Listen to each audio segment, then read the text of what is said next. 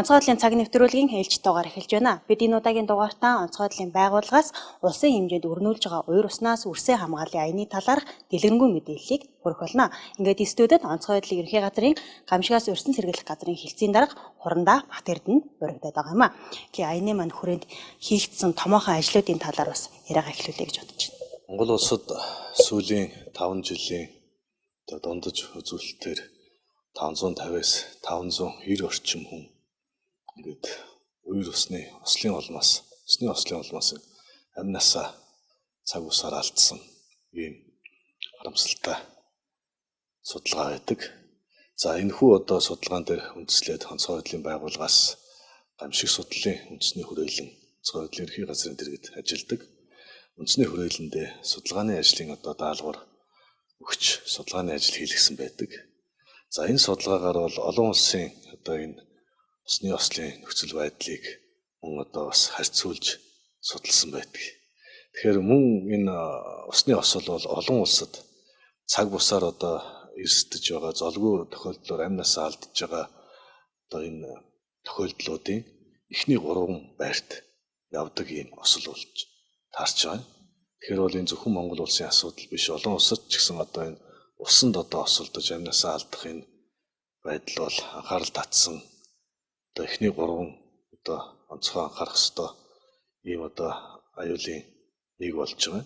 Бид энэхүү судалгаа болон бусад энэ нөхцөл байдлууд дээр төв шинжилгээ хийгээд 2021 онд бол Монгол улсын шадар сайдаар уур уснаас үрсээ хамгаалъя гэдэг жилийн хугацаатай жил тойрон хэрэгжихээр энэ өдөрдөмжийг батлуулж олон талт хамтын ажиллагааг өрнүүлж ажилласан байна.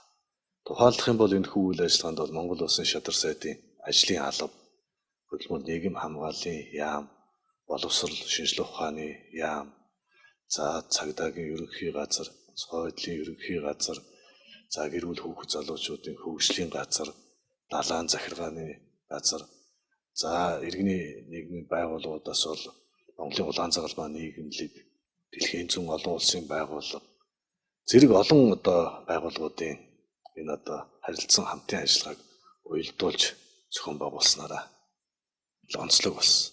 Ер нь бол усны ослын гол шалтгаан хүүхдүүдэд харан ялтуу оргисноос үүдэж байгааг бол аврагч нар маань байнга сануулж шилдэг тийм ээ. Үүнээс үүдэлт мөн иргэд маань аял зугаалгаар явж байгаад нэгнтэйгээ тоглох, найргийнх наадах хойгоор хүүхэд нь ус руу ороод эндэж байгаа тохиолдлууд маш харамсалтай мэдээнүүд байдаг. Жилд дунджаар гэхэд 20 орчим түүнээс дээш хүүхэд яг энэ усны ослоор эндэж байгаа. Тэгвэл яг энэ усны ослыг бууруулах зорилтын хүрээнд уур уснаас үрсээ хамгааллын аяны хүрээнд хүүхдүүдийг сургах, дадлагжуулах тал дээр ямар ажлууд хийгдэж байна? Гол мөрний иргэн хамгаалтын төрийн бус байгууллагатай санамж хүчиг байгуулж онцгой байдлын ерөнхий газар бол ажиллаж байгаа. За энэхүү байгууллага маань бас энэ иргэдийг усан спортоор хичээлүүлэх, усан сэлүүл сургахад бас үйл ажиллагаагаа чиглүүлдэг. За мөн зуны улиралд, дулааны улиралд бол өгийн нуур гих зэрэг бас энэ томоохон гол мөрний иргэдээр иргэн хамгаалтыг бас жишг иргэн хамгаалтыг үүсгэж бий болгож жишг байдлаар хөгжүүлэхээр ажиллаж байгаа ийм нийгмийн хариуцлагын хүрээнд ажиллаж байгаа ийм байгууллага байна. За энэ байгууллагатай бид нар хамтарч байна. Энэ байгууллага маань энэ Баянгол дүүргийн бассейн дээр энэ өнгөрсөн хавар буюу 5-аас 6 дугаар сард бол багаангийн хүүхдүүдийг хөнгөлөлтөө үнээр усанд сэлүүлж анхан шатны сургалт явуулж 200 орчим хүүхэдд бол бас анхан шатны энэ сургалтанд хамруулад усны бол анхан шатны мэдлэг олгосон ийм жишээ байгаа. Гэх мэтлэн бол бид нар олон талын ажлуудыг өргөнүүлснээр бол тодорхой хугацааны дараа бол энэ үйл ажиллагаа бол бас энэ эрсдэл бол уурах ёстой. Юун дээр илүү иргэд маань анхаарах хэрэгтэй байна? Яг энэ уур уснаас үрсээ хамгааллын аяны хүрээнд осолдоод байгаа шалтгаан нөхцөлийг харахаар санамсар боломж гэж. Тийм ч учраас бид нар бас энийг бууруулах боломжтой гэж хараад байна. Үнэхээр байгалийн давагчгүй ийм хүчин зүйл үер гэдэг энэ аюулд нэрвэгдсэн үед бол бас үндэ хэцүү. Гэтэл бол ихэнхдээ ахуйн чанартай буюу тийм ээ хийлдэг гудас хийлдэг төрөл бүрийн энэ хязгаарлагдмал орчинд усан бассейн юм уу эсвэл тийм ээ аюулгүй байдал хангасан ийм нөхцөлд хэрэгэлдэг энэ хийлдэг тоглоомуудыг шууд урсгал ус, гол нуур өрн дээр одоо манайхан ингэж хүүхдүүдэд ашиглуулах. За эсвэл одоо хүүхдүүдээ хараа хяналтанд ороосоо гаргадаг. Өөрсдөө одоо амарч аялж явахдаа хитрхи одоо сатаарснаас болоод хүүхдүүд нь одоо голын иргэдэд хит ойрхон явах. Усны одоо гүйхэн хэсэгт байж байгаад гүнзгий хэсэг рүү орох байдаг юм. Эсвэл эрэг дагуу одоо хит ойрхон явж байгаад эрэг нурах байдаг. Иймэрхүү одоо энэ эцэг эхийн хараа хяналтын асуудлууд бас байж байгаа. Би усанд сэлж чаддаг гэдэг те энэ нөгөө бардсан сэтгэлээр ус руу ордог эсвэл нэг нэгнтэйгээ тоглож байгаа ус руу шиддэг ч гэдэг юм уу. Яг энэ өсвөр насныхны донд өрнөд байгаа юм бас нэг асуудал байдаг. Ер нь энэ уур уснаас үрсэн хамгаалал аян маань хэрхэн одоо үргэлжлэх вэ? За аян бол бүтэн жил тойрон үргэлжилж байгаа. Өөрөөр хэлбэл яг энэ дулааны улирлуудад иргэд ихээрээ одоо гол мөрний иргэдээр амарчих үеүүдэд бол идэвхтэй ажиллагаанууд явагдаж байгаа. За энэ ажиллагааны хүрээнд бол онцгой байдлын байгууллага, за хүүхдийн байгууллага, цагдаагийн байгууллага, мэргэжлийн хяналтын байгууллага, за бусад одоо хүүхдийн өмнө тийм ээ үүрэг хүлээсэн байгууллагуудын хамтын эргүүл шалгалтууд бол тогтмол явж байна. За өдөрт дунджаар бид нар өдөр болгон мэдээллийг авч байгаа. Эргүүл одоо шалгалт явуулж байгаа, сэрэмжлүүлэг явуулж байгаа мэдээллийг авч байгаа. Өдөрт дунджаар нэг 100 гаруй гол мөрөн нуурын эрэг дагуу 500 орчим энэ төрийн албан хаагчид бол эргүүл шалгалт хийж байна. За мөн одоо 100 гаруй энэ цав болон одоо морд ийм онцгой байдлын албаны энэ эргүүлүүд явж байгаа. За сүүлийн үед одоо эргүүлүүд яг ингэж явж явах явцдаа бас Эрдэнэт хүний амь насыг одоо аварсан, түргэн шуурхай ажилласан ийм сайн жишээнүүд бас олон тохиолдож байгаа. Гэхдээ энэ бол маш ховор тохиолдол байдаг гэдгийг би бас ярих болгонд хэлдэг. Эргүүл явж байгаад найдаж ерөөсөө болохгүй. Эргүүл гэдэг бол маш шуурт одоо 100 200 км голын дагуу нэг завтай ингээд эргүүл явж байхад тухайн үед тааралдна гэдэг бол маш ховор тохиолдол. Иргэдэд анхааруулж бас юу гэж хэлмээр байна. Мэдээж одоо вируснаас үрсэн хамгаалахаас аянаас гадна гол усны дагуу онцгой байдлын байгууллага алба хаагчид маань таны эсрэг өдөр болгон эргүүл хийж иргэдэд шаардлага тавьж те зарим үед аварч хамгаалж, зарим үед тусалж, зарим үед дэмжлэг үзүүлж ингээд бүх талаар ингээд ажиллаж байгаа. Таны хувьд яг энийг удирдах зохион байгуулж байгаа хүний хувьд ер нь ямар зөвлөгөө зөвлөмж өгмөр вэ?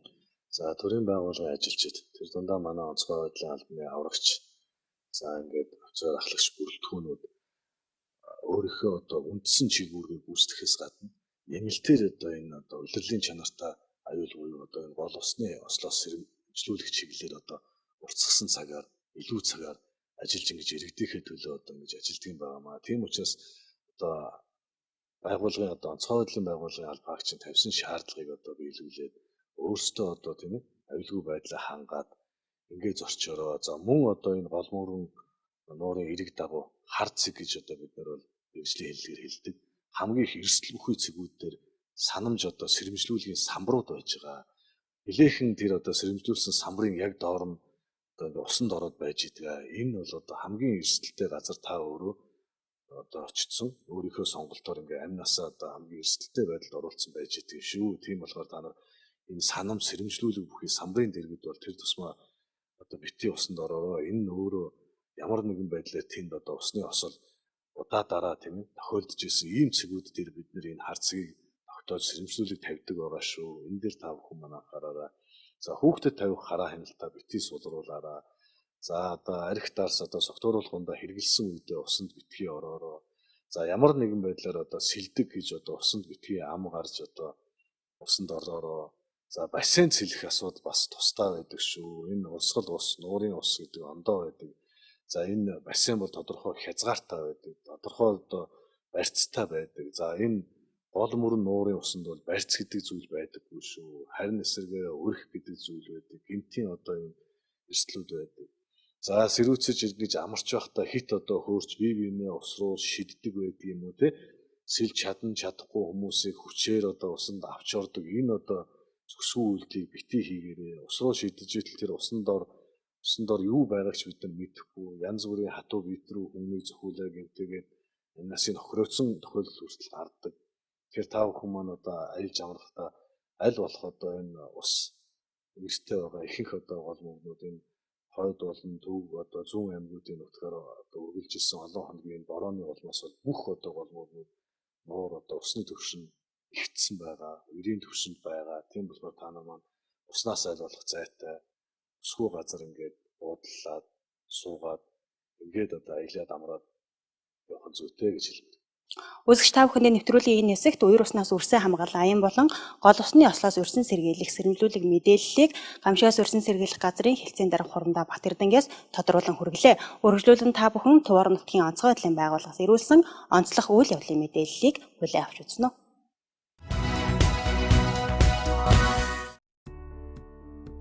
Австрали улсын элчин сайдын яамнаас 2021 он зарласан төсөл шалгаруулалтанд онцгой байдлын ерхий газрын галт төмөртэй тэмцэх газраас боловсруулан хөргүүлсэн Дорнод Сүхбаатар аймагуудын зарим сумдын галт төмөртэй тэмцэх сайн дурын хэсгийг чадваржуулах төсөл шалгарч тоног төхөөрөмжүүдийг хүлээн авлаа.